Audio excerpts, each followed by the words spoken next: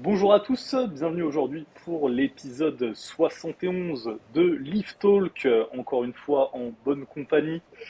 Mais avant toute chose, je vous invite à vous abonner à la chaîne, à mettre un like, à nous noter 5 étoiles sur Spotify, sur Deezer et aussi lâcher un commentaire. Et puis, pour rappel, et ça c'est un truc que je vais aussi faire avant chaque podcast, parce que les gens nous écoutent mais peut-être ne savent pas ce qu'on propose, ce qu'on fait. Donc, bah écoutez, nous, avec Lift Trainer, c'est une entreprise de coaching spécialisée dans le streetlifting. Donc, si vous êtes intéressé, bah, je vous invite à nous envoyer un message, par exemple, sur Instagram. On a ce podcast, Lift Talk, le Instagram, donc, le YouTube Lift Trainer, où vous retrouvez des vidéos toutes les 2 semaines. On a aussi une équipe compétitrice avec des athlètes professionnels qui s'appelle la Team Lift Trainer. On a également une marque dédiée au streetlifting qui s'appelle Street Lifter. Et puis aussi plus récemment, on forme les coachs en streetlifting avec Lift Trainer Global. Voilà un petit peu sur qui nous sommes, ce qu'on fait. Et puis bah aujourd'hui, je suis avec Morgane Nutrition. Comment tu vas, Morgane? Oh, bonjour à tous, ici Morgan Nutrition et ça va fantastiquement en termes de déter à l'entraînement, en termes de à quel point le business bouge bien, en termes de santé, d'hygiène de vie. Franchement, là, on est sur l'autoroute du kiff, voie de gauche, appel de phare, direction Las Vegas en ce moment là. Train hard, party hard et on est vraiment très très bien. On est vraiment très très bien. Je me bride vraiment dans les podcasts et dans ma story privée pour pas me faire censurer par internet, mais on vit un très haut niveau de bonheur en ce moment. C'est tout ce que vous devez savoir. Ça va très bien. C'est Je quand suis que tu mort. viens en Bretagne, Morgane? T'inquiète. Je viens peut-être en Bretagne à Saint-Malo vers la fin du mois, quelque chose comme vers le 25 août. Parce que les Ok. auditeurs ne le savent peut-être pas, mais ça se voit quand même à ma gueule. Je suis breton, voilà. J'ai une maison à Saint-Malo, j'y vais 3 4 fois par an. Vu qu'avec les nutritions, je peux bosser à distance. Je pense m'exiler de la chaleur parisienne fin août. Même si bon, il fera certainement également une sacrée chaleur à Saint-Malo parce que Saint-Malo c'est un climat très tempéré. Ou plutôt j'essaie de m'en convaincre, putain. Ah, Oui, il fait terrible. 25 là-bas, c'est la canicule, tu sais. Donc, je pense que tu vas être au Ah, frais, de ouais. ouf, il y a la moitié des personnes âgées qui décèdent. Marco, moi je pose même pas la question de savoir si ça va parce que je vois que le squat bouge très bien en ce moment. À l'heure où on enregistre ce podcast, Marco vient de nous claquer un 4x5 à 200 kilos qu'il a mis bien dans le coma pendant 3 quarts d'heure après, de ce qu'il m'a dit en Ah ouais, off. putain. Ah ouais, c'est Rendez-vous franchement, compte, là, chers on arrive auditeurs, sur que là, des, Marco donne vraiment un effort considérable. on arrive sur des charges qui sont quand même assez lourdes. Et du coup, bah, l'impact après sur l'organisme, sur la récup, sur le nerveux, bah, elle est quand même hyper importante. Et c'est pour ça d'ailleurs que ça m'impressionne, hein. Les mecs en power, ils te font ça, tu sais, à 250, 300 kilos. Et toi, t'es avec tes pauvres 200, t'es content. Et en fait, t'es nul, quoi.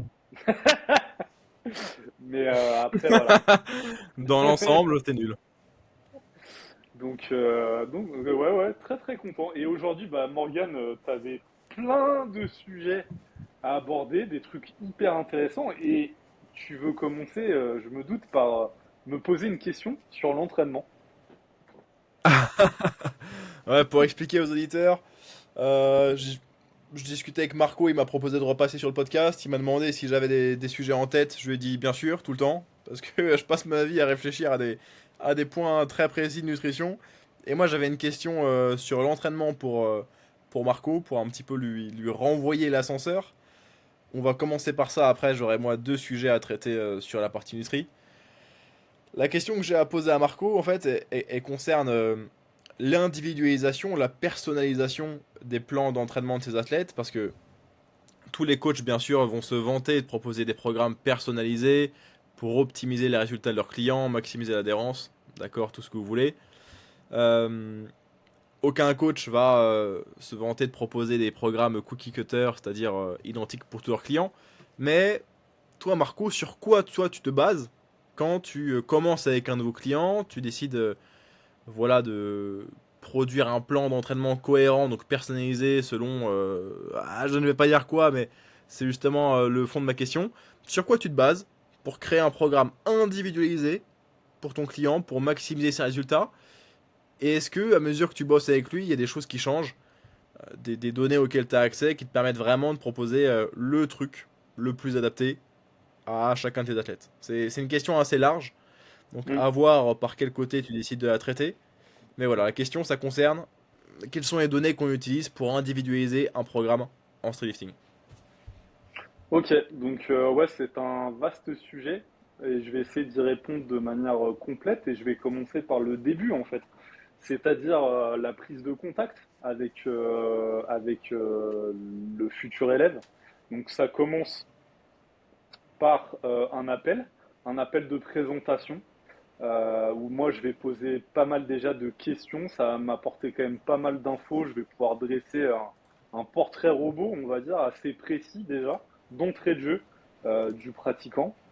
Je vais lui demander son âge, sa taille, son poids, ses performances, est-ce qu'il a des blessures, des douleurs, quel objectif il a, quel antécédent sportif il a.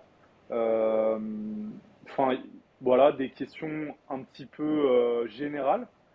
Et donc déjà, ouais, ça me donne déjà pas mal d'éléments. Ensuite, en complément, si on valide le fait de collaborer ensemble, je lui envoie après un Google Form, donc c'est un complément d'information. On reprend un petit peu ce dont on a parlé en appel, et puis je développe un petit peu sur le côté programmation. Il m'envoie la prog, par exemple, qu'il est en train de suivre en ce moment. On rentre un petit peu plus dans le détail sur tous les aspects, même sur l'aspect justement nutrition, parce que ça fait aussi partie de nos prestations. Donc, ça nous donne vraiment beaucoup d'éléments. Et la troisième chose qui vient avec tout ça au tout début, donc là, on n'a même pas commencé à établir un plan d'entraînement, c'est que je demande quasiment systématiquement, à part si la personne, elle en a jamais fait, mais c'est des vidéos de ces exercices de comp pour que je vois un petit peu où elle se situe, techniquement surtout, parce que bah, je peux mettre en place des choses d'entrée de jeu. Donc, pour répondre à la question, je peux personnaliser d'entrée de jeu dès la première semaine avec tous ces éléments. Euh, donc, voilà comment je procède vraiment au tout début. Donc, sur maintenant la prog en tant que telle, eh bien, je me base sur une prog type selon le profil. C'est des progs que j'ai déjà préétablis, entre guillemets. Et après, bah, je dois changer les valeurs, par exemple au niveau des charges, parce que ça aussi, c'est un truc que je peux un petit peu développer. C'est que, et j'en ai parlé d'ailleurs récemment, bah, c'était hier, dans une publication sur les RPE sur Instagram. Et je déplorais en fait qu'il y a énormément de coachs encore maintenant, et en street lifting, qui programment au RPE et en pourcentage, surtout au RPE. Et, je déplore un petit peu ça parce que pour moi, c'est de la fainéantise en fait de la part des coachs et l'élève ne devrait pas déterminer ses charges. Alors, je mets de la nuance là-dessus parce que ça peut arriver qu'il puisse le déterminer, mais pas de manière systématique. Et surtout, vraiment mettre des charges fixes sur les exos de comp, sur les exos d'assistance. On ne sait jamais vraiment quelle machine il va utiliser, quelle résistance il y aura sur cette machine. Et donc, quand on commence la collaboration, et bah, ça va être des RPE et donc ils vont devoir me communiquer les charges qui correspondent à ces RPE. Donc, je reviens un petit peu en arrière. Nous, on fonctionne en charge fixe. Donc, déjà, la première semaine sur les exos de comp, à part si j'ai pas d'infos là-dessus, il y aura des charges fixes. Donc les gens n'ont pas à déterminer les charges. Et pour moi, ça fait partie du travail du coach. Et pour encore développer cette partie-là, eh ben en fait, comment on travaille là-dessus, comment on peut déterminer les charges. Déjà, la première semaine, eh ben, on se fie à ce qu'on a vu, donc sur les vidéos, les charges qu'ils nous ont communiquées. Donc ça peut être sur une répétition, sur des séries. Et en fait, alors je vais pas vous le dévoiler ici, parce que j'en parle plus dans la formation Lift Trainer Global. Donc si vous êtes intéressé pour vous former là-dessus, vous nous envoyez un message sur Instagram aussi, Lift Trainer Global. Et en fait, avec l'expérience, je sais comment incrémenter les charges et comment les faire démarrer comparé aux données que j'ai.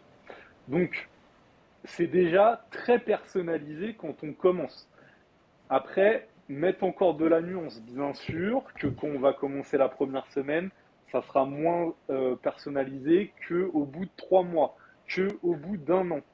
Par contre, avec l'expérience, je sais gagner du temps, entre guillemets, et d'entrée de jeu, mettre des variations, mettre des assistances qui vont correspondre aux problématiques des personnes qui font appel à moi. Donc ça, malheureusement, vous ne pouvez pas l'acquérir sans expérience. Il faut avoir coaché, comme avec Lift Trainer, des centaines de personnes pour avoir cette expertise et ce retour sur les athlètes. Donc, très vite personnalisé. Et en fait, ce qui se passe, pour faire un petit peu le parallèle avec ce que je développe là, c'est que plus ça va, donc plus on a d'expérience et plus on arrive en fait à personnaliser de manière concrète et précise avec beaucoup de résultats très vite en fait. Chose qui n'était pas le cas par exemple il y a 3 ans qu'on a lancé l'activité où on essayait beaucoup plus de choses, on tâtonnait un petit peu et c'est normal hein, quand vous êtes coach débutant, vous allez devoir vous former sur le terrain en fait et essayer des choses. Donc en fait, très vite, on peut arriver sur un programme personnalisé qui va convenir superbement bien et qui va produire des résultats très à la hauteur en fait des attentes du client. Et il se peut que, par exemple, au bout de 3 mois, en fait, on a trouvé un petit peu la formule magique et on va pouvoir continuer ça sur une longue période. Pour vous prendre des cas concrets, je pense par exemple à Bouddha. Bouddha, salut si tu nous écoutes, que je coach maintenant depuis 2 ans et demi. Et en fait, avec Bouddha, bah, je pense que ça a mis peut-être un an à trouver un petit peu la formule qui lui convenait. Donc, la formule, ça veut dire quoi? Bah, très simplement, hein, le choix des exercices, l'intensité et le volume d'entraînement. Voilà, hein, je ne vais pas aller plus loin. Et puis peut-être les variations, mais ça vient avec les exercices. Et en fait, depuis maintenant 1 an et demi, on reste sur la même base. Donc c'est très répétitif, entre guillemets, parce que lui prend du plaisir avec ça, et c'est ça qui est très important, et je vais le développer ensuite. Mais en fait, on est sur une prog qui change quasiment pas. Alors bien évidemment, quand même, je pense que ça aussi, c'est le travail d'un bon coach, c'est d'être à l'écoute et prendre les devants sur, par exemple, des changements qui pourrait y avoir, poser la question de manière régulière, est-ce que tout te convient sur la prog, est-ce que peut-être même t'aimerais implémenter un exercice qu'on n'a jamais fait jusqu'à maintenant, ou tout te convient bien et voilà, ça déroule sur des blocs et des blocs et des blocs. Donc voilà pour en gros la personnalisation, donc elle peut se faire rapidement. Et quand on a trouvé la bonne méthode, on la garde en fait. Il y a pas de sens de la changer à part si il y a un manque d'adhérence de la part de l'athlète. Euh, donc j'ai déjà déblayé pas mal de trucs et on pourrait se dire oui mais attends alors ok tu nous dis que des fois au bout de 3 mois tu as trouvé la méthode miracle entre guillemets. Mais alors c'est quoi la pertinence d'avoir un coach dans ce cas-là vu qu'on sait ce qui fonctionne? Ben, en fait c'est simple hein. C'est avoir une objectivité sur ce que vous faites parce qu'il peut avoir des dégradations techniques, vous pouvez vous surestimer, vous sous-estimer, et le coach, il est là pour avoir un œil objectif sur la situation et faire les réglages si besoin. Voilà un petit peu pour ça. Je pense que j'ai déjà bien répondu à ta question. Je ne sais pas s'il y avait d'autres points que tu voulais qu'on développe, mon cher Morgan. En fait, à mesure que tu répondais, j'ai d'autres questions qui me venaient, mais j'attendais que tu finisses.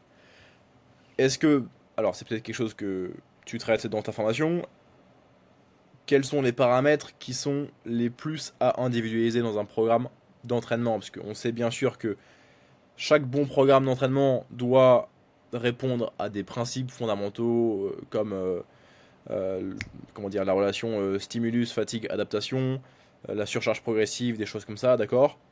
Est-ce que c'est peut-être la sélection d'exercices, c'est peut-être l'intensité absolue manipulée sur les main lifts qui va être vraiment le point d'attention particulier sur l'individualisation. Genre quels sont vraiment les facteurs, les paramètres de l'entraînement qui vont être les plus fluctuants d'un client à un autre en matière de personnalisation. Je dirais que c'est ouais, la capacité à encaisser un volume d'entraînement, une intensité. Et ça, en fait, on s'en aperçoit assez rapidement. Il y a aussi donc dans les suivis, nous, ce qu'on met en place, c'est des retours hebdomadaires sur tous ces points-là, l'adhérence au programme, est-ce que la personne a trouvé la séance plus ou moins longue, est-ce que elle a trouvé, enfin, elle a été stressée, elle a été fatiguée en dehors de ces séances par une charge de travail importante, etc. Et tout ça, en fait, nous donne des données pour ensuite faire évoluer la programmation. Et pour te redire, pour répondre plus précisément à ta question, pour moi, c'est plutôt le volume global en fait des séances qui est le point numéro un et qui est vraiment le gros point d'individualisation selon chaque individu. Ok, j'ai une autre question un peu à côté de ça. Alors, les phases de spécialisation, c'est quelque chose qui devient petit à petit un petit peu plus populaire dans le milieu de l'hypertrophie. Donc, peut-être sur un mésocycle, un macrocycle plutôt. Opter avec un athlète, potentiellement un athlète qui fait de la compétition en bodybuilding, choisir peut-être de développer davantage ses bras et ses épaules. Choisir de développer davantage ses quadriceps et ses fesses. Et mettre d'autres groupes musculaires à maintenance. Est-ce que si tu commences à travailler avec un athlète qui a par exemple une très bonne traction mais un moins bon squat, tu vas choisir de passer davantage de temps sur son squat parce qu'il y a le plus gros manque à gagner? Ou à l'inverse, quand même garder une approche assez équilibrée tout en sachant qu'il aura beaucoup de kilos à aller chercher encore sur sa traction s'il continue à s'entraîner correctement sur sa traction qui est déjà un de ses points forts? Est-ce que du coup tu vas plutôt miser sur continuer d'optimiser un point fort, ou est-ce que peut-être choisir de passer plus de temps sur un point faible serait la meilleure stratégie pour obtenir le plus gros total?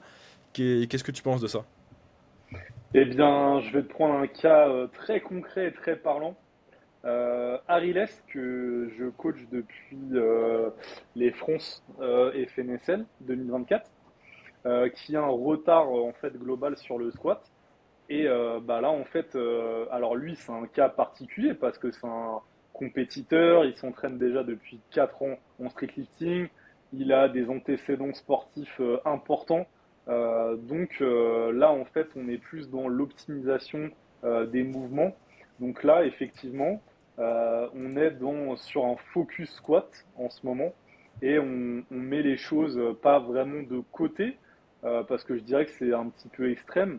Euh, En gros, si on arrive à progresser dessus, bah, c'est génial. En tout cas, on fait ce qu'il faut pour. Mais c'est sûr que l'énergie est orientée sur le squat. Après, pour te prendre un autre exemple, l'opposé total, si vous êtes débutant et que vous faites appel à nos services, bien sûr, on n'aura pas du tout cette approche-là et on aura une approche beaucoup plus globale et moins précise, moins macroscopique sur tel ou tel mouvement de compétition.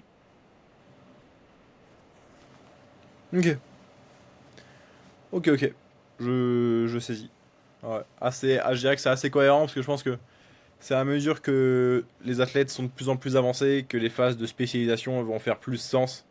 Parce qu'un athlète débutant, pourra progresser sur tous ses lifts à la fois avec assez peu de volume par lift. Et en fait, sera pas limité par sa récupération pour bosser les 4 à la fois. Donc, moi, je suis plutôt d'accord avec ça. Ouais, ça se comprend carrément. Et je Ok. dirais, je pourrais peut-être Merci, aussi Mister rajouter Marco. un troisième élément, c'est que en street lifting, vous savez que le squat, c'est le mouvement qui vous donne le plus de points sur le total. Et donc, c'est vraiment très important de prioriser à un moment donné ce mouvement-là. Si vous avez, on va dire, un petit retard au niveau du squat, c'est vraiment très, très, très important. Parce que bah, ce qui compte à la fin, c'est le total et c'est pas les trois mouvements muscle up, dips et traction, c'est l'ensemble. Donc voilà, une petite nuance aussi par rapport à ça. Je pense il y a des priorités entre guillemets sur chaque mouvement et ça, et ce peu importe le niveau. C'est ce que je voulais rajouter. Ok. Ok, ok. Intéressant. Merci, Mister Marco. Je voulais vous parler, moi, de deux sujets euh, auxquels j'ai réfléchi récemment. Deux sujets de nutrition, bien sûr. On est le docteur Légumes ici. Deux sujets de nutrition, du coup, que je voulais partager avec vous. Marco m'a demandé, ok, t'as des idées de thèmes? Je lui ai dit, bien sûr, j'ai 40 idées de thèmes, frérot. J'ai un bloc-notes sur mon téléphone avec un, un tas de réflexions philosophiques et nutritionnelles, ou les deux. Et en l'occurrence, là, on va parler plutôt de réflexions nutritionnelles. J'ai deux sujets sur lesquels je voulais vous faire un monologue un petit peu en auto-débat. Premier sujet, est-ce qu'on a besoin de manger plus de calories sur les jours d'entraînement? Alors ça, c'est une question qu'on me pose parfois. Et il y a différents niveaux de lecture, on va dire, dans la réponse. Tout d'abord, le postulat, ce serait quoi? Ce serait, tiens, sur une journée d'entraînement, a priori, on va dépenser plus de calories que sur une journée de repos, donc ce serait pas débile de s'octroyer peut-être 200, 300, 400, waouh, 500 kilocalories de plus sur un jour d'entraînement. Oui, d'accord, il y aurait du sens là-dedans. Après, ce qu'il faut rapidement prendre en considération, c'est que la musculation, le powerlifting, le streetlifting, ça fait honnêtement dépenser peu de calories. Si vous regardez le nombre total de répétitions que vous allez faire dans une séance, surtout si c'est des mouvements monoarticulaires, surtout si c'est des séries qui vont assez peu faire monter votre fréquence cardiaque, votre fréquence respiratoire, des choses comme ça. Honnêtement, c'est un petit peu déprimant, mais une heure du muscu, ça va vous faire dépenser 200, 250 calories peut-être, selon la séance que vous allez faire. C'est vraiment très peu en fait. Donc c'est que si vous faites allez, une grosse séance full body, beaucoup de supersets, des séries poussées à l'échec ou très proches de l'échec, plutôt des séries longues, beaucoup de mouvements polyarticulaires, en fait grosso modo quelque chose qui va se rapprocher du crossfit, que là on va pouvoir avoir un petit peu plus de dépenses caloriques. Donc déjà ce premier argument, on peut un petit peu le mettre de côté. On n'aurait pas spécialement besoin de plus de calories sur une journée d'entraînement que sur une journée de repos.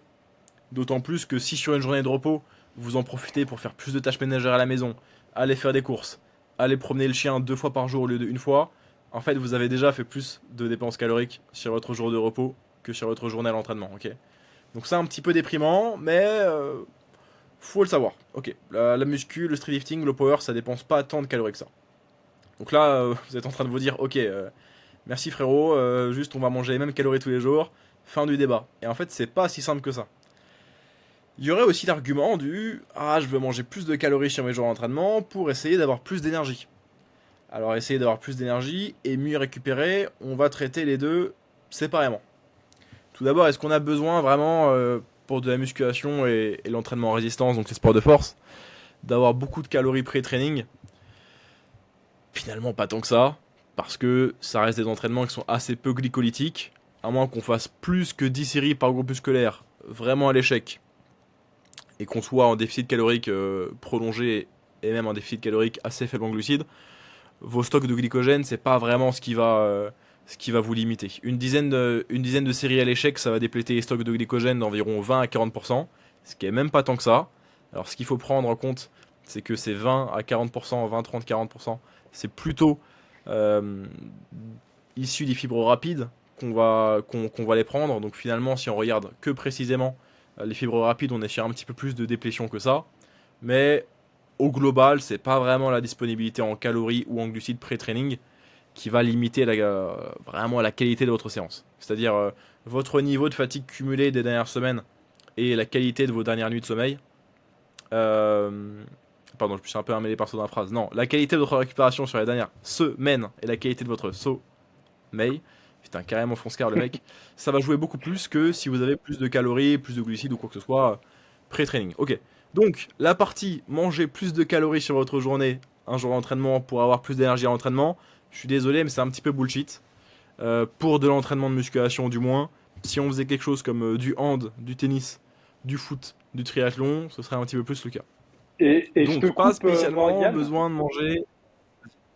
Euh, Ouais. si, par exemple, nous, en streetlifting, et moi, par exemple, à titre perso, sur le squat, quand j'ai des séances squat, je remarque quand même que quand je mange plus, une veille de séance squat, et ben, je suis plus performant. Comment tu l'expliques ça? Ou peut-être que c'est un truc que tu allais aborder par la suite, je sais pas, mais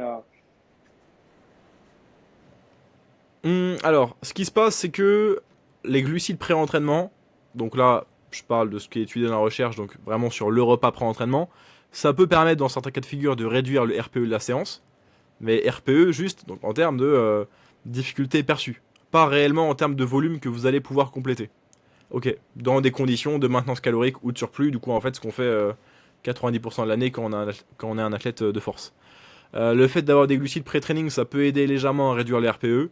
Pareil si on a des glucides intra-séance, mais pareil, ça c'est plutôt quelque chose qui est étudié pour les sports endurance, et c'est moins le cas pour des sports de force. Quelque chose qui est intéressant par contre, avec le fait d'avoir un repas pré-training, et de pas s'entraîner à jeun, ça va être l'effet rassasiant qu'aura ce repas-là. Pour vous parler rapidement d'une recherche, il y avait une recherche dans laquelle il y avait 3 groupes qui partaient s'entraîner. Un groupe partait s'entraîner le matin à jeun avec juste un verre d'eau. Un groupe partait s'entraîner en ayant mangé une gelée créée en laboratoire quasiment pas calorique. Et le troisième groupe partait s'entraîner en ayant mangé juste avant une gelée qui réellement était calorique, qui contenait d'ailleurs principalement du jus d'orange et de la maltodextrine, il me semble. Donc je vous rappelle les 3 conditions. Verre d'eau, condition 1. Deuxième condition, gelée non calorique. Troisième condition, vraiment des glucides. Quel est l'écart de performance entre ces 3 groupes? Il y a juste un écart de perf entre le groupe qui avait le verre d'eau et les autres groupes. Alors que dans les 2 groupes de la gelée, il y en a une qui est pas calorique et il y en a une qui est glucidique. Et en fait, ce qui se passe, c'est que le fait de s'envoyer des glucides avant une séance de muscu, ça peut être intéressant pas pour le fait d'avoir des glucides, mais juste pour le fait de manger quelque chose et de manger davantage et d'être rassasié. Et ce qu'ils ont observé dans cette recherche-là, c'est que les participants qui reportaient le plus de signes de faim pendant l'étude étaient ceux, en corrélation, qui performaient le moins bien. Donc il semblerait que être rassasié pendant une séance, c'est important. Une deuxième chose qui me fait dire ça également, c'est que quand on est dans notre séance d'entraînement, a priori, d'un point de vue système nerveux autonome, on devrait plutôt avoir l'aiguille du curseur du côté du système nerveux sympathique, qui est tout ce qui est excitation, stress, hausse de la fréquence cardiaque, de la pression artérielle, toutes ces choses-là, donc système nerveux sympathique, que l'on oppose au système nerveux parasympathique, qui va plutôt être le mode rest and digest, comme ils disent en anglais, c'est-à-dire vraiment je me repose, je chill. Et en fait, si tu es en train d'avoir faim pendant ta séance, c'est qu'a priori, tu es plus en mode système nerveux parasympathique qu'en mode système nerveux sympathique. Bon, ça c'est autre chose, c'est peut-être juste t'es pas assez dans ta séance en termes de concentration, échauffement, ta séance dure trop longtemps, des choses comme ça. Mais il semblerait que être rassasié, et donc ça pourrait jouer sur ok tes repas de la veille, mais surtout tes repas de la journée même, te permettrait de performer correctement. Mais ça, à mon sens, c'est pas vraiment une raison d'avoir plus de calories sur des jours d'entraînement, c'est plutôt une raison de s'assurer d'avoir un pré-workout qui est correctement rassasiant pour qu'on s'assure de ne pas avoir faim pendant la séance. Ça répond plutôt à la question? Ou j'ai répondu à côté? Je suis parti un peu loin, mais bref, intéressant j'espère. Donc, est-ce qu'on a besoin de plus de calories sur un training day? Sur les heures qui vont précéder la séance, pas trop. En vrai, ok. Soyez juste en mesure d'avoir vos repas plus ou moins à heure fixe, vous calez votre hydratation correctement, de la caféine si vous voulez, que ça empiète pas négativement sur votre sommeil. Ça peut être malin d'avoir des glucides pré-séance, mais plutôt pour une baisse du RPE que vraiment pour un réel effet physiologique. Par contre, là où ça devient intéressant, c'est est-ce qu'on a besoin ou est-ce qu'on peut bénéficier d'avoir davantage de calories sur les heures qui vont suivre l'entraînement. Ça, par contre, totalement. Parce que sur les heures qui vont suivre l'entraînement, on va, oui, potentiellement vouloir plus de nutriments pour refaire efficacement nos stocks de glycogène. Parce qu'il faut savoir que post-séance, on va produire davantage de glycogène synthase. Tout ce qui finit par ase, ça va être des enzymes, ok. Donc des enzymes, c'est quelque chose qui vont faciliter un processus physiologique. Glycogène synthase, c'est une enzyme qui va nous permettre de reconstituer plus efficacement du glycogène, donc des réserves de glucides musculaires. Donc dans les heures qui vont suivre la séance, et là je vous parle pas de 1 heure, 2 heures, je vous parle davantage de 5 heures, 10 heures, 24 heures post-séance, on va être en mesure plus efficacement de refaire du glycogène, et également notre synthèse protéique, donc notre capacité en fait à créer des nouveaux tissus, va être plus élevée en réponse à la consommation de protéines et de calories juste en général. Donc on a par contre ici un vraiment bon effet en termes de nutrient partitioning, comme ils disent en anglais, c'est-à-dire juste être en mesure de faire quelque chose d'efficace des nutriments qu'on va s'envoyer, donc là savoir principalement protéines et calories au global très généralement. Et là par contre on va avoir cet effet positif qui va être finalement d'avoir un mini surplus calorique ciblé en fait dans un sens. Parce que les calories que vous allez consommer pré-séance, est-ce que c'est des calories qui vont faciliter vraiment la prise de masse musculaire? Non, une fois qu'on a mis de côté l'aspect performance, on a compris, ça faisait pas vraiment une grosse différence. Okay. Par contre, les calories additionnelles que vous allez pouvoir vous octroyer sur les repas de votre journée qui suivent un entraînement, ça c'est des calories qui vont vous permettre de faire du bon boulot en matière de récupération, donc des réserves de glycogène, et également en matière juste de hausse de la synthèse protéique. La synthèse protéique musculaire étant en fait la création de nouveaux tissus protéiques. Et ça nous concerne, ça nous intéresse de zinzin, que ce soit pour juste être un bodybuilder, donc avoir un bon physique, gagner en masse musculaire, mais aussi pour nos sports de force. Marco et Victor doivent vous en parler tout le temps en fait. La prise de masse musculaire, c'est quelque chose qui vous rend grandement service sur la durée pour vos gains de force. Donc moi, ce qui m'intéresse avec le fait d'avoir des journées plus hautes et plus basses, c'est pas d'avoir vraiment plus de calories sur des journées d'entraînement pour bien performer à l'entraînement, c'est d'avoir plus de calories sur les heures qui vont suivre l'entraînement pour en fait collecter plus d'adaptations, collecter plus de bienfaits de cette séance, faire davantage de choses avec nos nutriments, une fois qu'on a ouvert, on va dire, la faille spatio-temporelle de la composition corporelle, qui a été la séance, donc en fait qui nous permet d'avoir cette surcompensation suite à la consommation de calories, de glucides, de protéines, pour faire des progrès, faire des adaptations, donc vraiment faire des gains. Mon approche là-dessus, du coup, vous comprenez que c'est pas une question d'ajouter des calories sur les jours d'entraînement et les diminuer sur les jours de repos, parce que ce qui nous intéresse, c'est pas avant la séance, c'est plutôt, et je nuance un petit peu, après la séance, à savoir qu'avec mes athlètes qui sont en mesure de le faire, ce que je vais choisir de faire, ça va être de leur mettre davantage de calories sur leur fenêtre anabolique qui ne dure pas 1 heure, 2 heures, 3 heures après l'entraînement. On parle là plutôt de 24, 36, 48 heures selon leur niveau d'avancement. Donc ce qui va se passer, c'est que si j'ai un athlète, suivez bien l'exemple, là on parle vraiment d'un truc pointu, qui s'entraîne du lundi au vendredi. Il s'entraîne tous les jours à midi, d'accord? Il s'entraîne pas le samedi, pas le dimanche. Supposons que cet athlète a une fenêtre anabolique de 24 heures, fenêtre anabolique étant considérée comme étant la période pendant laquelle la consommation de protéines et de calories va lui permettre de hausser sa synthèse protéique au-delà des valeurs de repos. Donc si il s'entraîne du lundi au vendredi toujours à midi et pendant 24 heures il est dans sa fenêtre de gain post-séance, mon athlète aura certainement plus de calories du lundi midi au samedi midi, ok, plus de cales là-dessus parce que c'est une période pendant laquelle il sera toujours en fait, si vous voulez, dans une période de hausse de la synthèse protéique post-séance. Et par contre, je déciderai sûrement de lui attribuer un tout petit peu moins de calories de son samedi midi à son lundi midi, qui sont en fait les heures de sa semaine sur lesquelles a priori il serait légèrement moins sensible aux nutriments. Et ce qui est très intéressant avec cette approche, c'est que si vous avez un petit peu le même esprit que moi, on est vraiment gagnant, peu importe l'objectif. Pourquoi? Parce que vous allez être en mesure d'avoir comme un surplus calorique ciblé très précisément sur les heures post-entraînement, qui vont être les heures sur lesquelles on va être davantage sensible aux nutriments, et on va pouvoir manger à maintenance calorique, voire en léger déficit, sur les 24, 36, 48 heures peut-être, dans notre semaine, qui seront des heures loin du dernier entraînement, donc qui seront en fait des périodes de temps sur lesquelles on sera un petit peu moins sensible aux nutriments. Et ça, c'est valable si on est en période de prise de masse musculaire, c'est valable si on est à maintenance calorique, ou c'est valable si on est en déficit. Si on est en déficit, on va peut-être profiter de nos jours de repos, et encore, c'est pas vraiment nos jours de repos, mais c'est un peu le surlendemain vraiment d'un jour d'entraînement après notre dernière séance. On va en profiter pour réduire davantage nos calories et garder davantage de calories, donc peut-être manger à maintenance sur les heures qui vont suivre des séances d'entraînement pour maximiser notre récupération et les progrès qu'on va pouvoir tirer de ces séances. A l'inverse, si on est à maintenance calorique, peut-être que sur notre semaine, sur nos 3 ou 4 entraînements, on va décider à chaque fois, sur les 24 heures post-séance, de manger en surplus calorique. Donc cette fois-ci, on ne considère plus nos calories sur des journées, mais sur des périodes qui tournent de 24 heures. Prenons que vous vous entraînez le lundi, le mercredi et le vendredi, et que votre fenêtre anabolique est de 24 heures. Toujours on s'entraîne à midi, d'accord? Peut-être que cet athlète-là, enfin vous allez bénéficier de manger plus de calories de votre lundi midi à votre mardi midi, c'est-à-dire en fait les 24 heures post-séance du lundi. Vous allez décider de manger moins de calories de votre mardi midi à votre mercredi midi, qui va être une période où vous serez un petit peu moins sensible aux nutriments.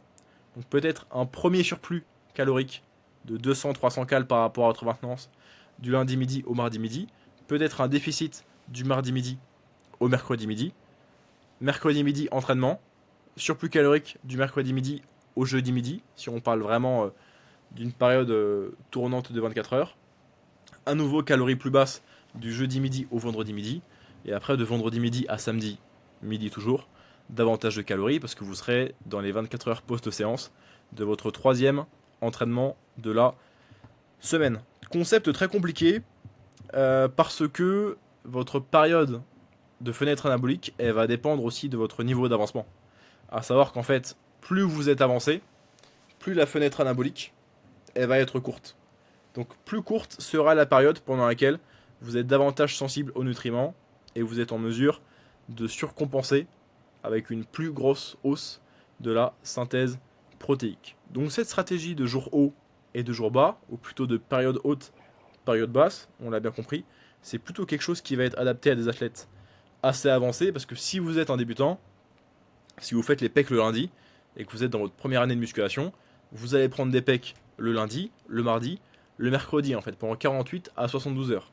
Vous n'aurez pas besoin de beaucoup de fréquences d'entraînement, et en fait, cette périodisation très précise nutritionnelle ne vous servira pas, voire vous desservira, parce qu'a priori, si vous faites au moins 3 séances par semaine en tant que débutant, vous êtes perpétuellement, sur vos 7 jours, ou presque, dans une période de fenêtre anabolique pour un groupe musculaire ou pour un autre.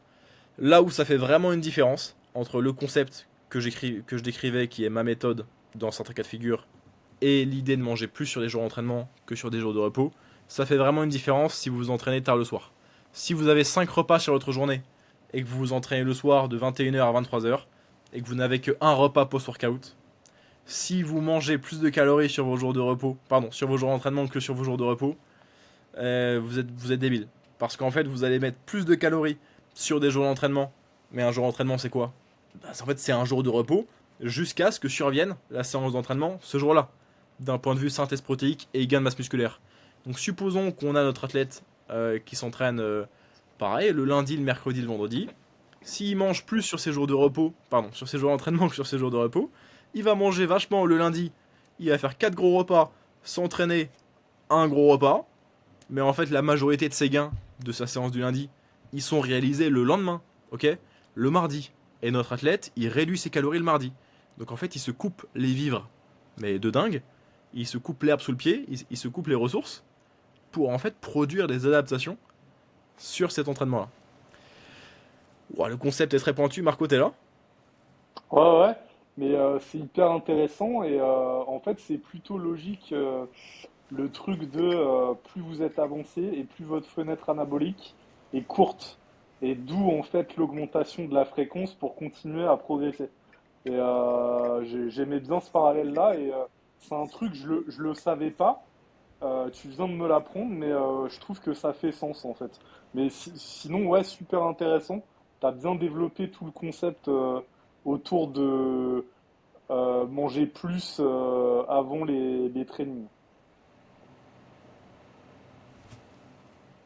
Pardon, j'ai reçu un message important. Tu me disais, toi, ta considération, ce serait quand même de garder plus de cales pré-training?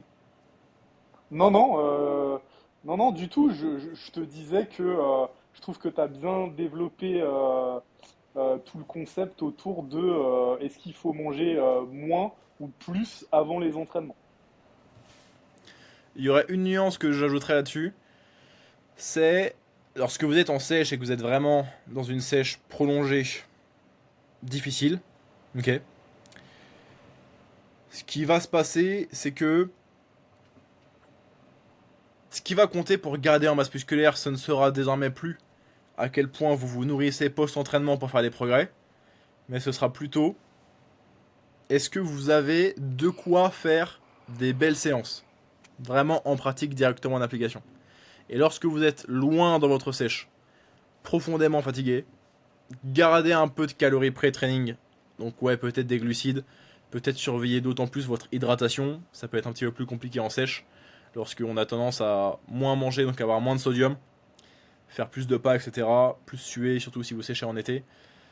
Là, ça peut être intéressant, en fait, de quand même garder des cales pas énormes, mais dans la moyenne, pré-training, pour assurer, en fait, une séance d'entraînement ok. Et là, vous allez me dire, d'accord, mais Morgan Nutrition, là, tu dis l'inverse de ce que tu as dit tout à l'heure. Non, c'est juste une nuance. C'est-à-dire que si vous êtes en déficit depuis un moment, la qualité des séances peut bénéficier de l'ajout de glucides pré-entraînement. Donc, dans ce cas de figure, on pourrait donc toujours quand même garder la logique d'avoir plus de calories sur les repas qui vont suivre l'entraînement, mais avoir un peu plus de cales pré-training, ça peut faire du bien à la qualité de la session. Est-ce Ok. que j'avais d'autres choses à ajouter là-dessus? Bon, c'est vraiment un concept assez poussé. Vous n'avez pas besoin de ça pour faire des progrès, mais dans le contexte de l'optimisation de vos progrès. Si dans tous les cas vous traquez déjà, si ça vous dérange pas de fonctionner sur des périodes de 24 heures ou 36 heures plutôt que sur des périodes de juste une journée calendaire, c'est quelque chose qui peut valoir la peine d'être expérimenté parce qu'en fait on a comment dire une petite marge de manœuvre, une petite marge de progression, d'optimisation qui nous permet en fait dans tous les cas de faire des meilleurs progrès. Parce qu'on l'a dit, si on applique cette stratégie en sèche, on est en mesure d'avoir plus de calories post-séance pour avoir l'effet physiologique d'un mini surplus calorique ciblé. Ça, très cool.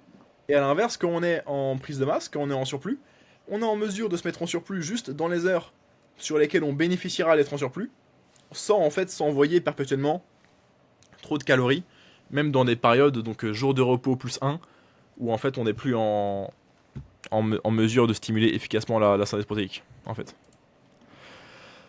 Hop là, j'avais un autre sujet à évoquer.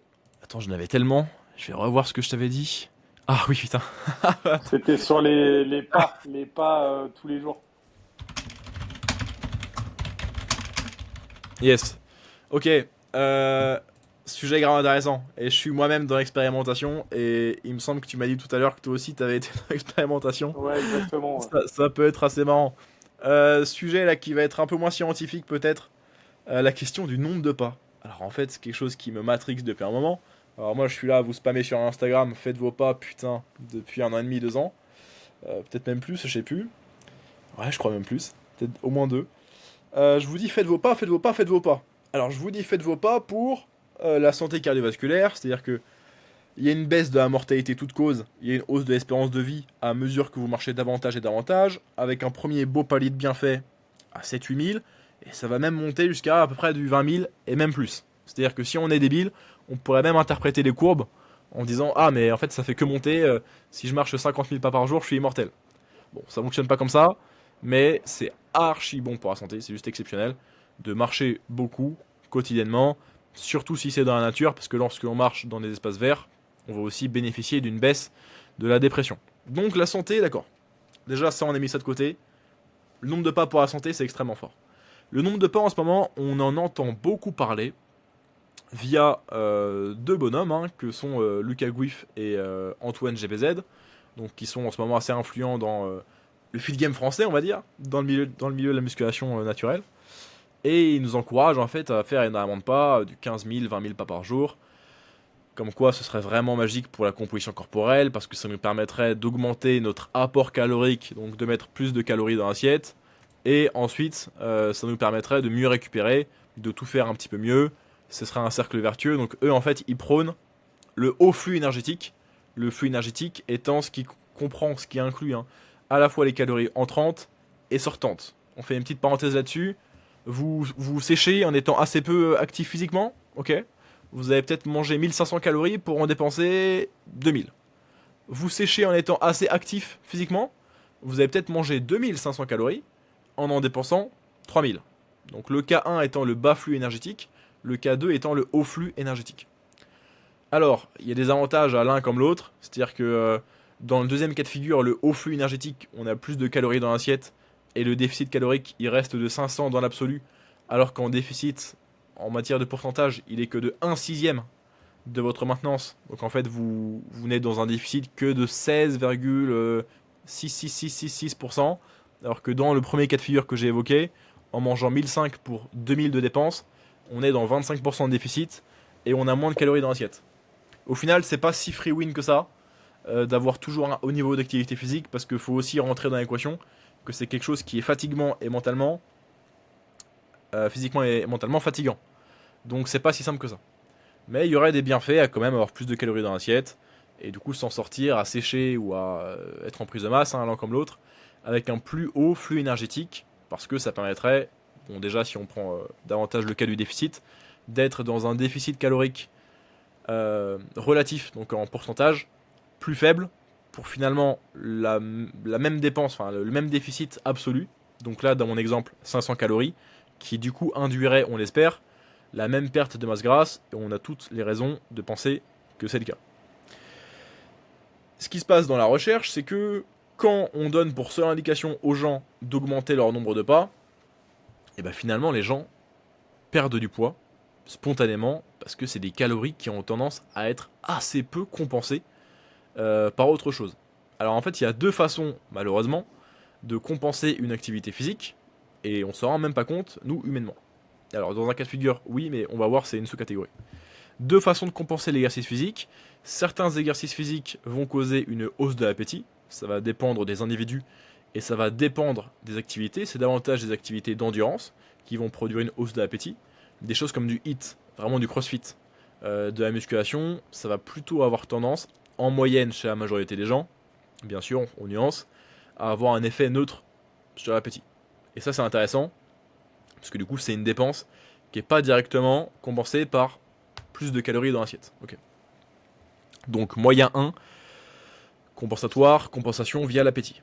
Moyen 2, eh ben, en fait on va avoir fréquemment, et on va rentrer dans le détail, une compensation en matière de niveau d'activité physique sur le reste de la journée. Et ça on l'a tous vécu, donc je vais passer par l'empirisme pour l'expliquer. Vous avez fait une séance jambes de zinzin ce matin ou ce midi là pour Marco, vous êtes dans le coma, vous n'allez pas tellement aller faire vos pas cet après-midi, d'accord. Est-ce que vous allez vraiment aller descendre à la boîte aux lettres aujourd'hui après un maxi leg day? Peut-être, mais il y a moins de chances pour que vous alliez à la boîte aux lettres aujourd'hui que si c'était sur un jour de repos. Parce que vous êtes un petit peu rincé de votre séance. Est-ce que vous allez avoir la motivation de travailler sur votre ordinateur en mode bureau debout? Peut-être que là, vous allez choisir de vous asseoir alors que votre bonne résolution de l'année, c'était de passer plus de temps debout, faire plus de pas, etc. Et c'est environ de 28%, on a une recherche là-dessus en général, la compensation, donc le pourcentage de compensation calorique, que l'on va avoir en baisse de l'activité physique et même du taux métabolique de repos suite à l'activité physique. Donc en fait, on va pas juste pouvoir ajouter davantage d'activité physique et davantage d'activité physique sans en payer le prix quelque part. Et les deux prix, on l'a dit, c'est hausse de l'appétit, parfois, et quasiment systématiquement, baisse de la dépense calorique au repos ou baisse du NEAT le reste du temps sur votre journée. Alors je vous avais dit que c'était des choses inconscientes. Les deux choses que j'ai évoquées là sont inconscientes. Il peut y avoir une sous-catégorie consciente qui va être lorsqu'on va chercher à se récompenser avec de la nourriture. Et ça peut arriver lorsque vous réalisez une activité qui vous plaît vraiment pas, vous-même subjectivement. Donc c'est beaucoup le cas lorsque, l'exemple que j'ai vraiment en tête, c'est lorsque les gens vont se mettre à courir pour chercher à perdre du poids. Ils vont se mettre à courir parce qu'ils ont en tête que c'est la bonne activité fitness pour être en forme, perdre du poids. Ils détestent courir, ça leur fait mal aux genoux, ils se font chier. Quand ils rentrent de leur run, ils vont plus facilement, ils vont plus avoir tendance à vouloir se récompenser avec de la nourriture, comparé à des conditions dans lesquelles ils auraient fait une activité vraiment qui leur plaisait. Si vous aimez le tennis, en guise de cardio vous allez faire du tennis, il y a moins de chances pour que vous cherchiez à vous récompenser avec de la nourriture. Par contre, si vous étiez allé courir et que vous n'aimez pas courir, vous avez davantage de chances, vous auriez eu davantage de chances de vous récompenser avec de la nourriture. Et ça, c'est quelque chose qui est bien documenté dans la recherche.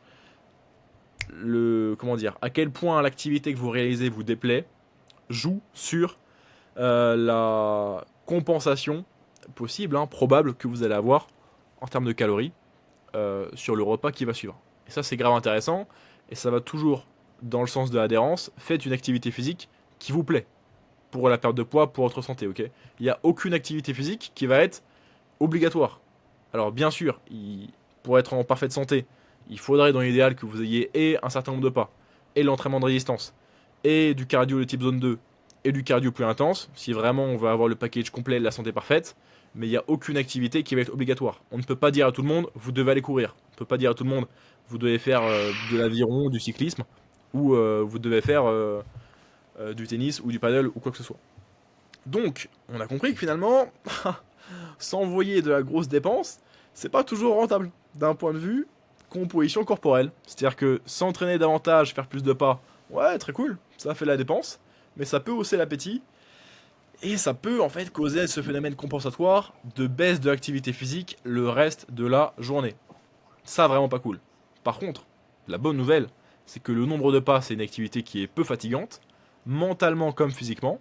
Donc c'est une activité qui va avoir un effet plutôt neutre sur l'appétit, et c'est une activité qui va, moins que d'autres, hein, réduire votre dépense calorique de repos sur le reste de la journée. Et c'est pour ça que dans la recherche, je l'ai dit, lorsqu'on fait augmenter le nombre de pas des participants de 2000, 3000, 4000, ils vont perdre quelques centaines de grammes, quelques kilos, sur plusieurs semaines.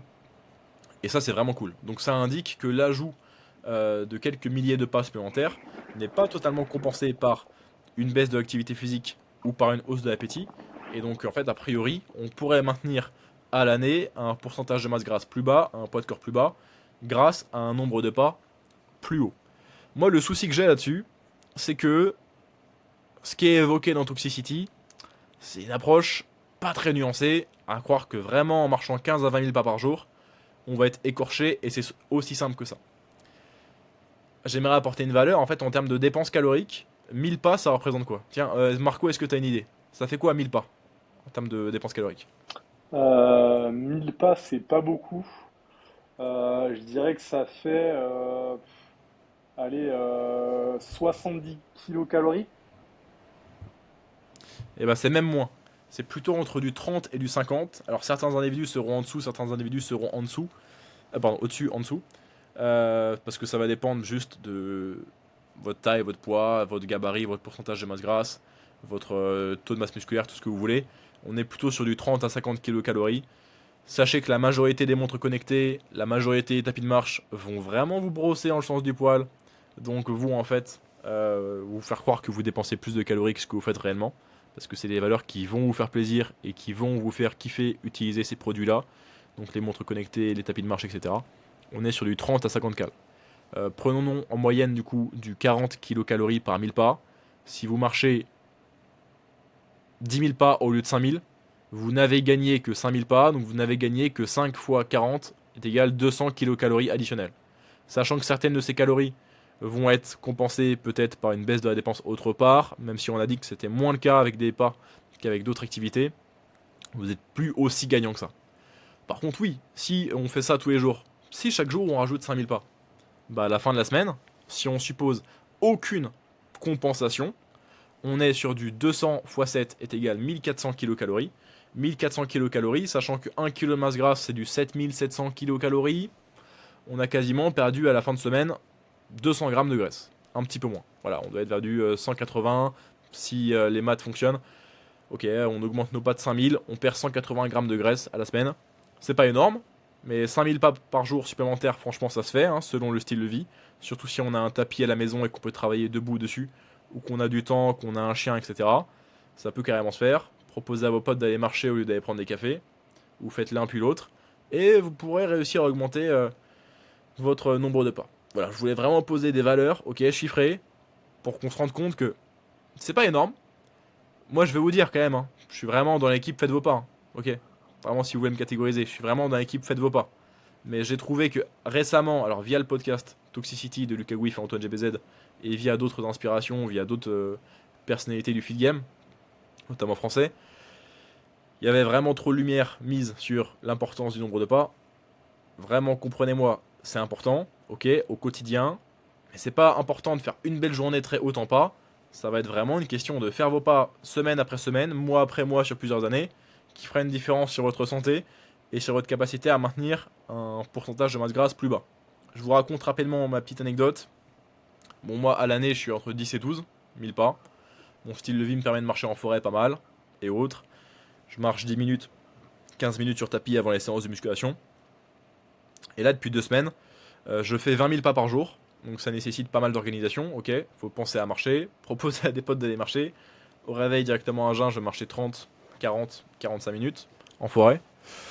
Et bah en fait, ça me permet de créer une grosse dépense. Ça me permet de créer une grosse dépense parce que mathématiquement, 20 000 pas, on serait sur du 800 calories additionnelles.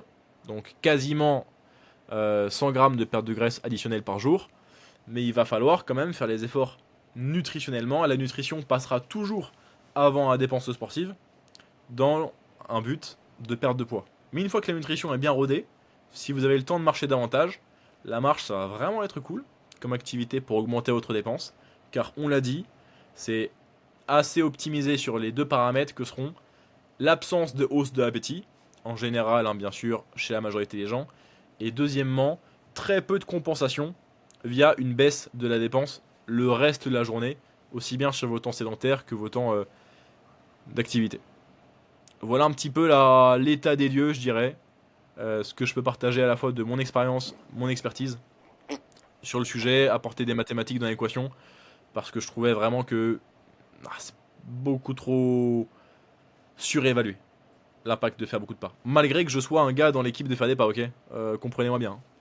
Marco, toi, petite anecdote. Parce que tu m'as dit juste en off avant l'appel, tu avais dit j'ai une anecdote là-dessus où je teste justement quelque chose. Ouais, bah, moi justement, ça fait un petit peu depuis le confinement que je teste de marcher. Alors au début, je marchais parce que c'était un petit peu une contrainte, et puis après, c'est devenu une habitude, et ça s'est lié justement à l'augmentation de la santé, l'augmentation de la dépense calorique, enfin voilà. Et en fait, j'en ai trouvé des gros bénéfices sur le bien-être général, parce que moi aussi, j'ai la chance de pouvoir marcher en forêt, dans la nature. Donc ça, c'est cool, et c'est pas le cas de tout le monde, hein. C'est bien aussi de le préciser, surtout qu'on est citadin et qu'on travaille dans les grandes villes. Et puis, bah, moi, en fait, je me suis reconnu un petit peu dans ton cas de ça augmente mon appétit. Ça augmente mon appétit. Alors oui, dans un sens, c'est bien parce que ça a des bénéfices, et je le vois aussi notamment sur la récupération, que c'est mieux à ce niveau-là. Mais ça augmente mon appétit. Donc, je vais pas m'arrêter de marcher pour autant, hein, bien sûr. Mais c'est un petit peu ça. Et aussi, on arrive très vite au. Enfin, pour moi, en fait, pour un petit peu corroborer ce que tu as dit, c'est que c'est pas un cheat code. Ça peut être un outil, c'est intéressant dans tous les cas, ne serait-ce que sur un aspect santé, mais ne croyez pas que vous allez être à 8% de body fat parce que vous faites 20 000 pas par jour. Voilà. C'est ça un petit peu le truc qu'il faudrait retenir. Et que c'est vrai que c'est un truc qui est énormément véhiculé par les réseaux, par les influenceurs. Je vois moi tout le temps passer, même encore maintenant, là, Lucas Gouif, excuse-moi, et l'autre mec que tu as cité, je les vois tout le temps parler de ça. Antoine Genre, DBZ. c'est vraiment la méta en ce moment, de faire des steps de ouf et tout. Mais sachez que déjà, si vous n'avez pas le lifestyle qui va avec ce genre de truc, c'est quasiment mission impossible. En tout cas, c'est très très complexe de le mettre en place. Et nous, on peut le faire parce qu'on est entrepreneur, et on peut organiser nos journées, mais la plupart des gens, ça sera impossible pour eux de faire 20 000 pas par jour. Donc, faut faire ce qu'on peut avec ce qu'on a. Et dans tous les cas, moi, ce que je retiendrai en tout cas, c'est que ça a des gros bénéfices pour la santé. Et donc, c'est un truc, que vous soyez sportif, que vous fassiez des sports de force ou non, ça sera toujours intéressant d'aller marcher un petit peu tous les jours en nature, si c'est possible. Voilà. Moi, je recommande même plutôt le fait de faire ses pas pour le bonheur en fait. Genre la santé mentale et pouvoir chill et passer du temps seul un peu hors écran. Moi, c'est ça que j'apprécie. Alors, on va pas être dans l'entrepreneuriat, douche froide, morning routine, je sais pas quoi, mes couilles. Mais en fait, j'apprécie vraiment me lever et juste partir en forêt et puis écouter un podcast de philosophie ou de la musique ou rien. Et juste penser à ma vie seule en croisant vraiment personne parce que on est mardi matin à 7h, donc les gens ont un travail, il n'y a personne en forêt. C'est exceptionnel. Voilà, je fais des câlins à des arbres et je check des écureuils tout en faisant de la dépense calorique. Ça, c'est juste exceptionnel pour mon niveau de bonheur et pas être déprimé. Juste trop cool. Et oui, anecdotiquement, ça fait la dépense calorique. Mais ne pensez pas que vous n'allez pas obtenir vos résultats en matière de composition corporelle parce que vous pouvez pas marcher. Et ne pensez pas que c'est free win et que vous allez avoir le Greek God physique parce que vous pouvez faire les pas. Et vraiment, priorité nutrition. Si vous pouvez marcher davantage, c'est vraiment une bonne aide en termes de dépenses caloriques. Ça occupe vos journées, c'est très bon pour votre santé, que ce soit cardiovasculaire, métabolique, donc baisse du risque de choper un diabète de type 2, baisse du risque de dépression, c'est bon pour votre santé articulaire, c'est bon dans un sens aussi pour votre récupération. Tiens, j'étais en train de ressortir là pendant que tu nous partageais ton expérience, Marco, je ressortissais un de mes posts Instagram que je suis allé fouiller qui datait du 20 mars 2023. On le mettra peut-être en description si vous voulez. J'avais intitulé le post La sédentarité, 2 points, plus de masse grasse pour moins de masse musculaire, même chez les athlètes. Et en fait, c'est une recherche. Sedentary Behaviors on their Relationship with Body Composition of Athletes de Pedro B. Giudice et al. 2021. Donc en fait, ils ont pris 135 athlètes de niveau national ou international qui faisaient judo, gymnastique, tennis, foot, natation, etc. Et en fait, ils ont juste pris des données sur eux, à savoir masse grasse du tronc, masse maigre, et ensuite des choses relatives à leur niveau d'activité physique, donc nombre d'heures d'entraînement par semaine, temps passé sur les écrans, temps passé à lire, temps passé dans les transports, et d'autres valeurs. Et ce qu'ils ont observé, c'est qu'il y avait une corrélation positive, donc allant dans la même direction, hein, plus et plus, entre le temps d'écran et la masse grasse, une corrélation négative entre le temps d'écran et la masse maigre, donc plus de temps d'écran équivalent à moins de masse maigre, et une grande corrélation observée entre le temps passé sur un smartphone et la masse grasse totale. Alors même que le reste était matché, c'est-à-dire les autres variables étaient matchées, isolées, c'est-à-dire qu'on comparait un tennisman d'élite à un tennisman d'élite, en fait, du même niveau, avec juste comme chose les distinguant, leur temps d'écran par exemple. Un de ces facteurs-là. Donc il semblerait que juste visiblement à entraînement, régime d'entraînement égal, le fait de faire davantage de pas et le fait de passer moins de temps sur les écrans a un effet bénéfique sur la composition corporelle. J'ajouterai quelque chose, attention, pardon. Temps d'écran, c'est quelque chose qui va impacter la sédentarité, donc a priori, votre temps d'écran, c'est pas tellement du temps où vous êtes en train de marcher, même si maintenant on peut le faire sur des tapis de marche, on peut bosser, etc. D'accord. Mais a priori, du temps d'écran, c'est du temps déjà sur lequel vous êtes assez peu sédentaire, mais du temps d'écran, c'est aussi quelque chose qui a tendance vachement à vous grignoter du temps de sommeil. Donc en fait, temps d'écran, ça ne prend pas juste en considération l'impact que ça aura sur votre sédentarité, votre niveau d'activité physique, mais c'est aussi quelque chose qui est vachement lié à votre durée totale en heures de sommeil par nuit. Et quand on sait que la dette de sommeil, c'est quelque chose qui augmente l'appétit et qui augmente l'appétence, donc l'attrait pour des aliments fortement transformés, bon, on comprend qu'en fait, plus de temps d'écran, c'est vraiment pas quelque chose que vous voulez pour vos performances et votre taux de masse grasse en fait. Choses qui sont très liées en fait quand vous êtes dans des sports à catégorie de poids. Tiens d'ailleurs, je t'envoie tout de suite sur Instagram, là Marco, le lien de mon post pour que Ok. nos auditeurs puissent y jeter un coup d'œil si certains le veulent. Tiens, ce sera ici. Yes, je le mettrai en description de la vidéo. Voilà, c'est les deux sujets que je voulais traiter, Marco, sur ce podcast. Bah, C'est super intéressant et je suis toujours ravi, moi, de t'avoir en invité parce que on rentre vraiment dans le détail. Il y a des études scientifiques transversales à tout ça, donc c'est hyper intéressant et j'espère que vous avez appris des trucs parce que bah moi j'en ai appris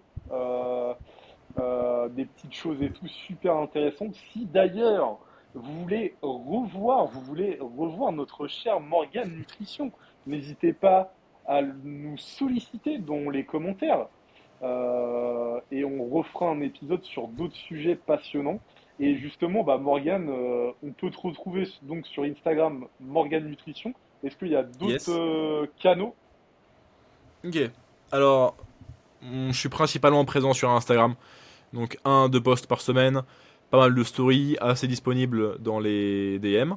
Donc, Morgan Nutrition, tout attaché. Morgan Nutrition, bien sûr. Je suis également sur des podcasts. Donc, à savoir que j'avais de 2019 à 2023 un podcast avec la concurrence 012 Workout, Alexandre Antrobowski, qui est un autre coach, pas spécialement de streetlifting, mais plutôt de calisthenie, belge. On a un podcast qui s'appelait le Calisthenics Science Podcast, parce que sachez que j'ai un background d'entraînement au poids de corps, streetlifting, etc. Finalement, je suis parti sur mon podcast seul, puisque maintenant je suis quasiment que dans la nutrition, un petit peu prépa physique de certains sports, notamment le tennis. Mon podcast maintenant personnel s'appelle Faire mieux, donc vous pouvez le trouver sur Spotify, uniquement pour l'instant, mais il sera bientôt disponible sur YouTube une fois que j'aurai fait toute la communication visuelle. Donc Faire mieux, juste en deux mots sur Spotify. Pour me trouver, vu que je suis pas très bien référencé encore, vous trouverez le lien dans le Linktree qu'il y a dans ma description Instagram. Et ensuite, je suis également sur YouTube. Bon, YouTube, c'est plutôt du fun. Pas mal de vidéos, une cinquantaine de vidéos depuis 2019. La qualité vidéo est bien meilleure sur les 5 derniers projets. Donc, c'est des vlogs d'entraînement, des journées dans mon assiette, sur vraiment un ton très fun, ok. Donc, venez pour les pranks et restez pour le contenu nutrition, ou l'inverse. Ma chaîne YouTube, c'est également Morgan Nutrition. Pas tout attaché, cette fois-ci en deux mots. Ok, bah super. Donc, je vous invite vraiment à le suivre parce que vous aurez accès à du contenu gratuit de haute qualité, notamment sur Instagram. Et moi, je me régale avec toutes les petites publications, les réels, les petits carousels, toujours très intéressants. Et, euh, et puis, bah moi, je vais vous dire à la semaine prochaine pour un nouvel épisode. Et puis, bah toi, Morgane, je te souhaite une bonne fin de journée. Merci, merci de m'avoir reçu, merci de m'avoir écouté.